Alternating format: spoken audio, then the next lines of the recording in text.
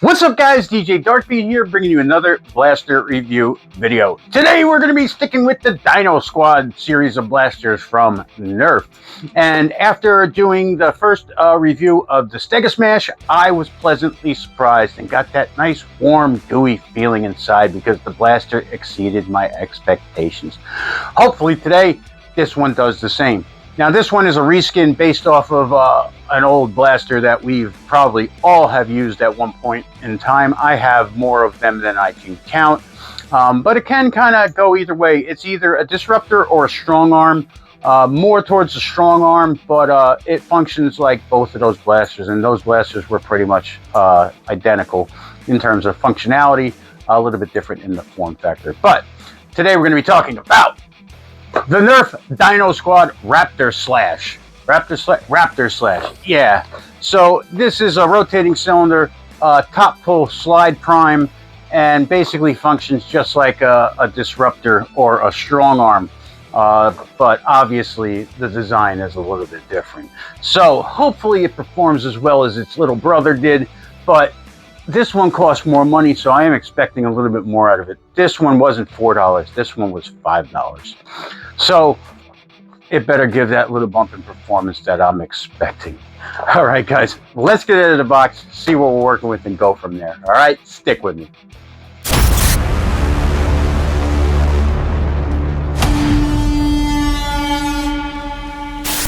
Okay guys, so the DinoSquad Raptor-Slash, ages 8 and up as always. It comes with 6 darts, enough to fill the cylinder, so it's a 6-dart rotating drum. It's a rotating cylinder, not a drum, but yes, that's what it is. Blaster looks pretty cool. Let's see what else it says. Priming slide, yes, on top, a la Disruptor and Strongarm. And it is slam fire. It does have slam fire capability, which is pretty cool. 6-dart rotating drum. And look for the Stego-Smash. We already did that one. And the Rex Rampage, we'll get into that one at a later date. All right, let's get it out of the box and see what we get. Okay, and there she is, guys. The DinoSquad Raptor-Slash. All right, let's get into it. Okay, guys, so the Raptor-Slash from Nerf DinoSquad, pretty good feeling blaster. It's got a little bit of weight to it. It's again well constructed. Hasbro and Nerf do not really skimp in that department unless it's like Alpha Strike or something like that. But usually the Nerf blasters are definitely well built. The Stego-Smash blaster, man, solid construction. This again is no different. This is very well put together and a solid blaster. Now the grip is definitely bigger than the Stego-Smash was. It's beefier, and there is room, even though this has a knuckle duster as well here, there is room for my hand. It is not cramped, and there actually is a little bit of room to spare. So this grip will be good for younger Nerfers and older Nerfers alike. Now, and actually the way the grip is flared out where it gets bigger at the end, it is kind of made for a smaller hand on the top half and then the bigger hand on the bottom half. So that they actually took that into account, that this can be used for kids and adults alike. Trigger pull feels good, and it's a top slide prime just like a Disruptor or Strongarm, which I happen to have right here. So here is your Disruptor, I'm sorry.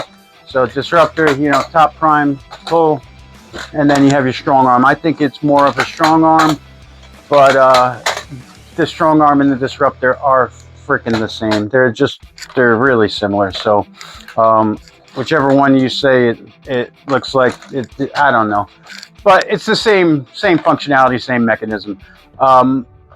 The Dino aesthetic is very nice. There's not as many colors on this one as the Stego-Smash. It's got the white, the blue, and the red, but it really looks nice. These hairs or horns up top are rubber, so you don't have to worry about hitting into that. And that's pretty much it. It's got the Dino head look, and there's really not much else on this blaster. There's no attachment points to speak of, no sling points to speak of, nothing else. This probably can be holstered. It'd be a little bit difficult with these pieces up top, but this is something that you could carry. Now it is a 6-dart rotating cylinder, and we have 6 wonderful elite darts, and I'm assuming that this green and bluish color is the DinoSquad colors. So these are going to be the darts for the entire series. So we shall be seeing more of these in the future. All right, so let's see what this thing's got, and hopefully it's as good as its little brother.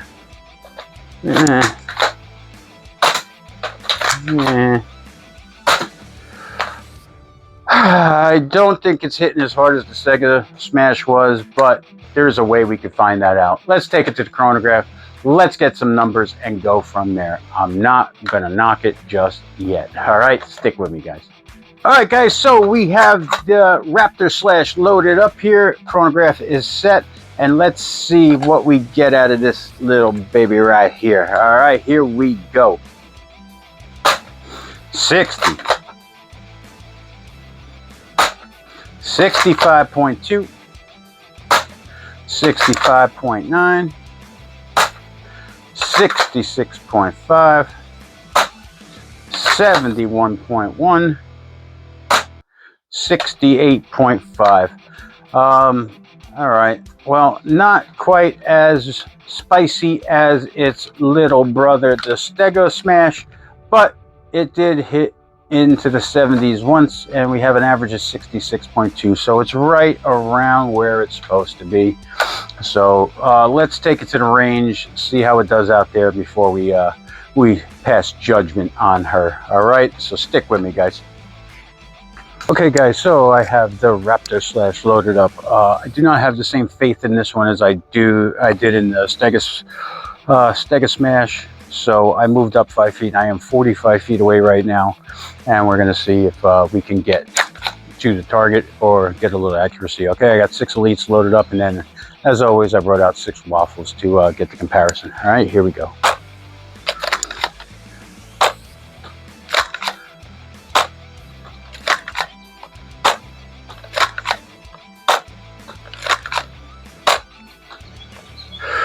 Okay, pretty much as expected. Now let's load up the waffles and see how much better it gets, because at least we know it's going to get better. It's not going to get worse, that's for sure. All right. Man, I want to like elite darts, and I wish they were better, but there's no reason to like them because they are horrible. Unless you're doing a shotgun blast, there is no reason for elite darts in this world. All right, here we go. Waffles loaded up. Let's see.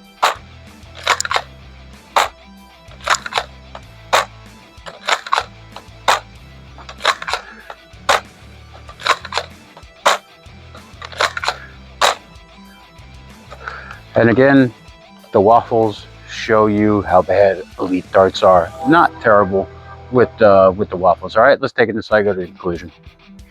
Okay, guys, so the Nerf DinoSquad Raptor-Slash, not bad, better than I was expecting. After the chrono numbers, I was not expecting it to perform as well as it did. That's why I moved up 5 feet, so I did kind of cheat a little bit. That was 45 feet. My normal testing is from 50. But from 45 feet, it did get there. It did hit the target, so that was pretty good. Now, as you can see, I mean, I don't have to prove this to you guys over and over again, but elite darts are just awful. They are terrible. They don't fly straight. They go wherever they want to go. That's why I always bring out a different dart to test with, either waffles or rubies or workers. I bring out a different dart to test with so that we can get an accurate kind of read on it. And could you imagine if elite darts were the only darts available? If elite darts were the only darts available to use, there would not be a hobby, I don't think. Or this hobby would suck and I would not be part of it. Because you could never hit what you're firing at. It's just stupid. Elite darts are just so terrible. Why do you keep making them? They look so cool, but they perform so bad. Why? But I digress. All right, so the RaptorSlash. Not bad. I did make one mistake in my previous video as well. I told you that I paid $4 for the Stego-Smash and $4 for the RaptorSlash, but that's actually reversed. I actually paid $4 for the RaptorSlash and $5 for the Stego-Smash. So, man, tongue twisters. But yeah, so this blaster was only $4. I'll pop the price up or what it's going for now, and you guys can decide, but check your clearance racks at Walmart. If they do have these available still at your local Walmart, they are going to be dramatically discounted and you can pick them up for a steal. So if you're a fan of the Disruptor or the Strongarm, yeah, you're going to like this blaster. If you're a fan of dinosaurs and the Disruptor and the Strongarm, you're going to love this blaster because it has all the major workings. Now, I did forget to show you one thing outside, and this might be the make or break thing, the most important thing. I forgot to show you the slam fire. Yeah, but it does have slam fire, and it does work pretty good. So that is a feature on this. You can unload the 6 darts rather quickly, and that is pretty cool. So the slam fire makes this thing into a different, into a different level. Takes it to a different level, which is nice. One last time, grip, nice, big, adult, kid, both hands, gonna fit, no problem. Top prime, it's pretty smooth. Not the hardest prime in the world to do. Kids will have no problem doing it. And that's pretty much it. There is no attachment points. There is nothing else on this. The aesthetic is nice. It's not quite as nice as the Stego-Smash, in my opinion, but it is nice. I just like the way the other one looked a little bit better with the colors and just the way the blaster was laid out. This one looks a little more plain, but you can tell that it is a dinosaur branded blaster for sure. Again, not painted on the other side, but we don't expect that. That is Hasbro, whatever. But yeah, that's pretty much it. It's nice. It works. It's decent, and for that price, it's definitely a steal. As far as taking it apart, this one looks like it will come apart rather easily, just like a Disruptor or a Strongarm, so I know I can take this one apart. It doesn't look solvent welded anywhere, and I do have parts for the Disruptor and the Strongarm, so I am going to see what I can do with this. Not necessarily because I'm going to use it, but as a modder, I don't mod things necessarily because I'm going to use it. I mod things because I can. I just mod things to see what I can do with it.